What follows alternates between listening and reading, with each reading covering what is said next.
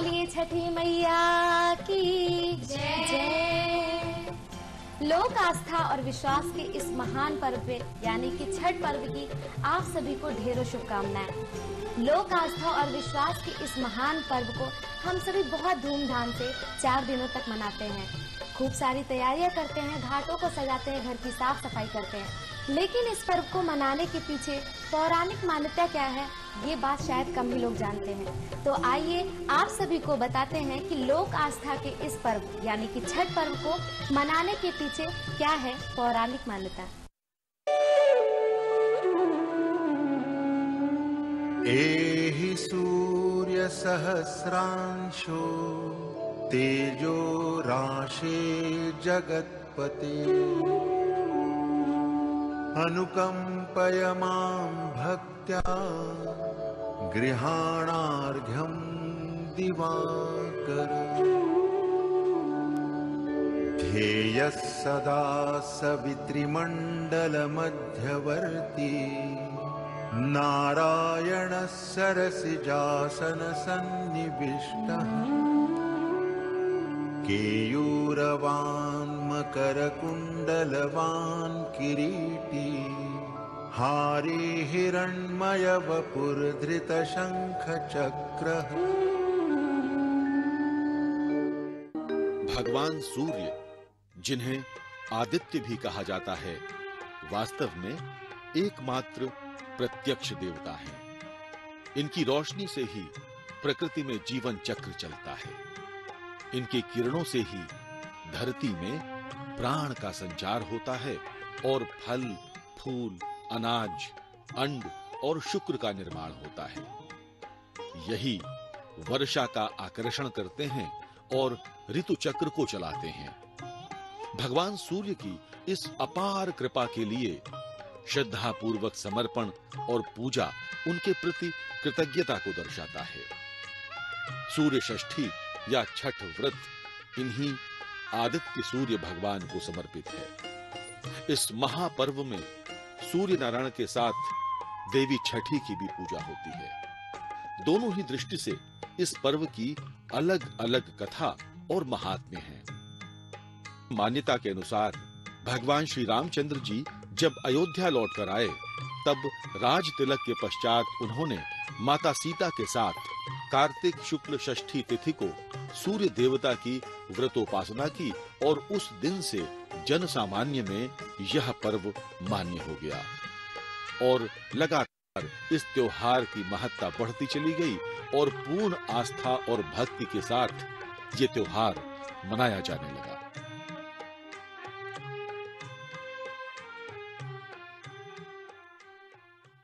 एक अन्य मान्यता के अनुसार महाभारत में कुंती द्वारा सूर्य की आराधना से पुत्र कर्ण का जन्म हुआ था। कर्ण भी सूर्य का परम भक्त था। वो प्रतिदिन कमर तक जल में खड़े होकर सूर्य को अर्घ्य देता था। कथा ये भी है कि सूर्य की कृपा से ही वो महान योद्धा बना था।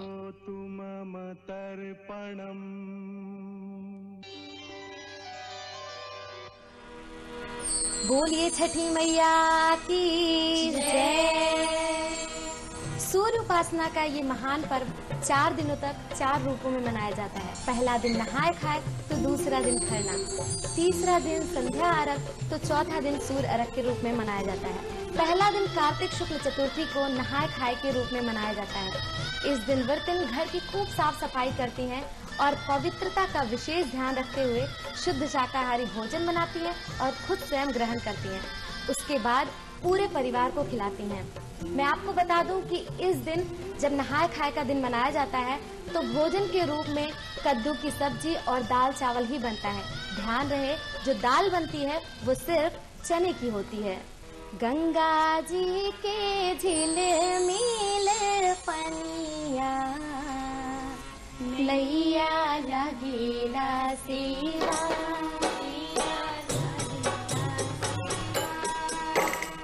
गंगा जी की झिलमिल पनिया नैया लगेला सेवा, नैया लगेला सेवा।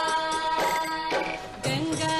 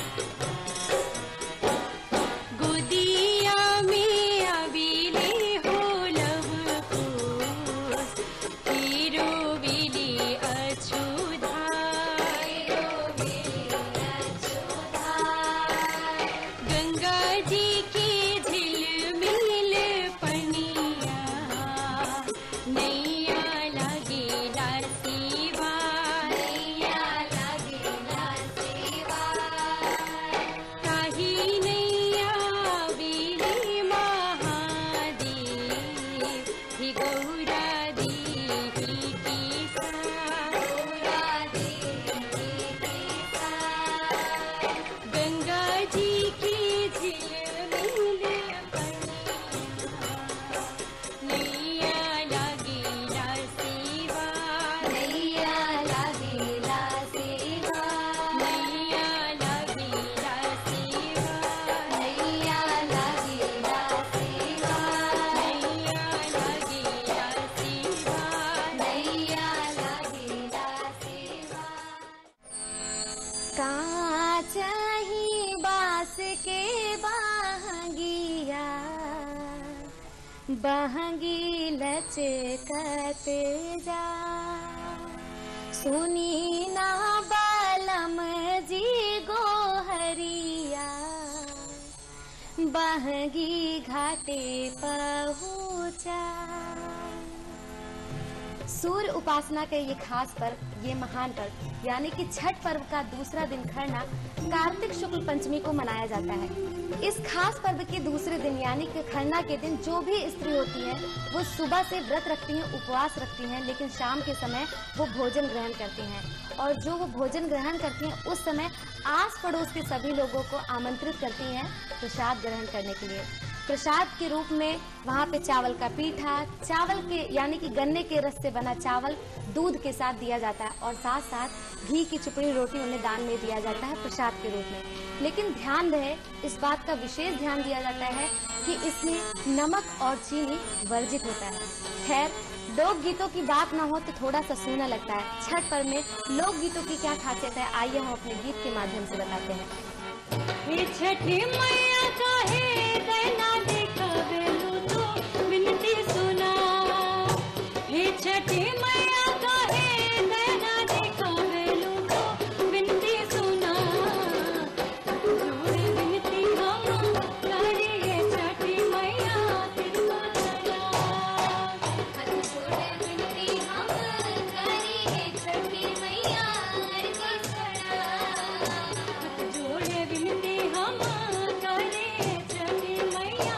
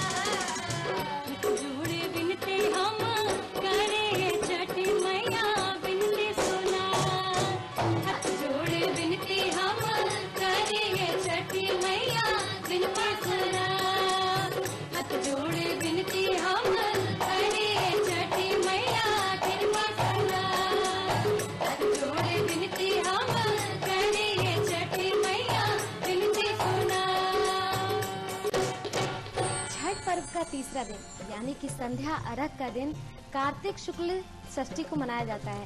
इस दिन व्रती खूब सारी तैयारियां करती हैं और प्रसाद बनाती हैं। इसके पश्चात परिवार के लोग सज संवर कर ढोल बाजे के साथ अपने आस पड़ोस के लोगों को लेकर के छठ घाट पर पहुंचते हैं और वहां सूर्य को दूध से जल से अर्घ देते हैं। कहा जाता है वो जो प्रसाद बनाकर ले जाते हैं उसे घाट पर सभी लोगों को वितरित करते हैं। इसके पश्चात वहाँ पर ऐसा माहौल बन जाता है कि लगता है कि जैसे मेले का दृश्य बन गया हो। बांस के बहंगिया बहंगी लचकत जाए, बहंगी लचकत जाए।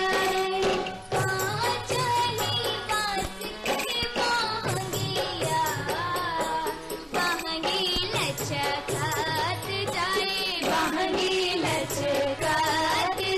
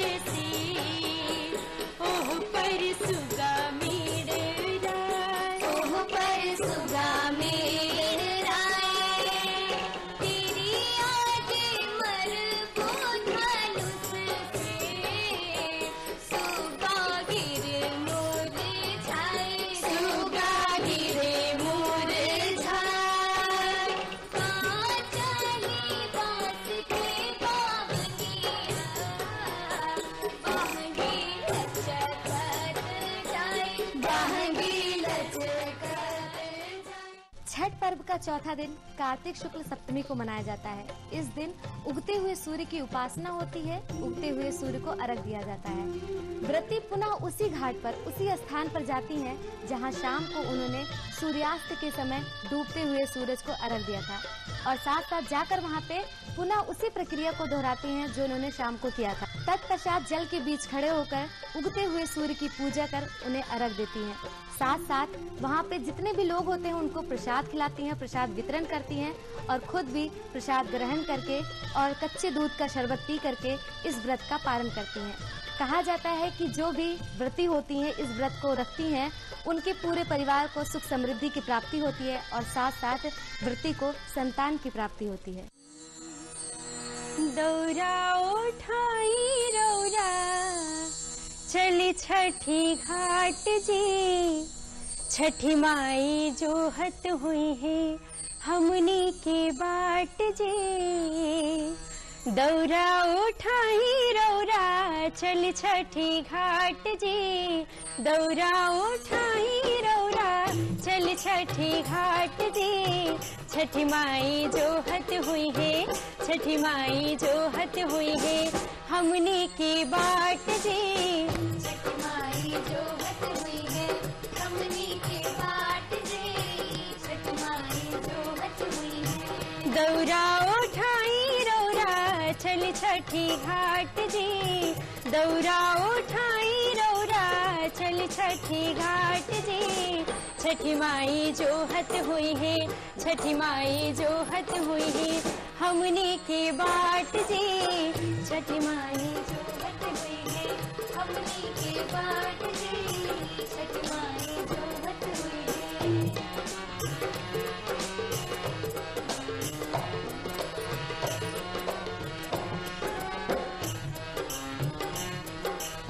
नदिया के तीरे प्यू प्यू बोले पपीहरा जी, नदिया के तीरे प्यू प्यू बोले पपीहरा जी, नदिया के तीरे प्यू प्यू बोले पपीहरा जी।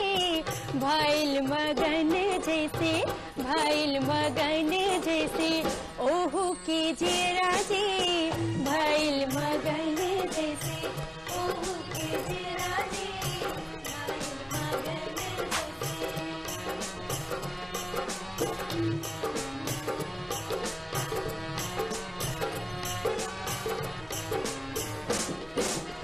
सज के सुहागिन जाली गावत गीतिया जी, सज के सुहागिन जाली गावत गीतिया जी, सज के सुहागिन जाली गावत गीतिया जी। छठी माई में लागल बाटे, छठी माई में लागल बाटे सब कर पीरतिया जी। छठी माई में लागल बाटे सबके सूर्य देवता का है अर्चन, जो करते जीवन का अर्जन, है उनको शत शत नमन, जो देते हमें स्वस्थ जीवन। छठ पूजा है उनका सत्कार, आप सभी को शुभकामनाएं अपरंपार। सगरो श्रृंगार छठी माई के चढ़ाई जी, सगरो श्रृंगार छठी माई के चढ़ाई जी, सगरो श्रृंगार छठी माई के चढ़ाई जी। श्रृंगार छठी माई के चढ़ाई जी। माई अइह फेरू घरे, माई फेरू अइह घरे निवता पठाई जी,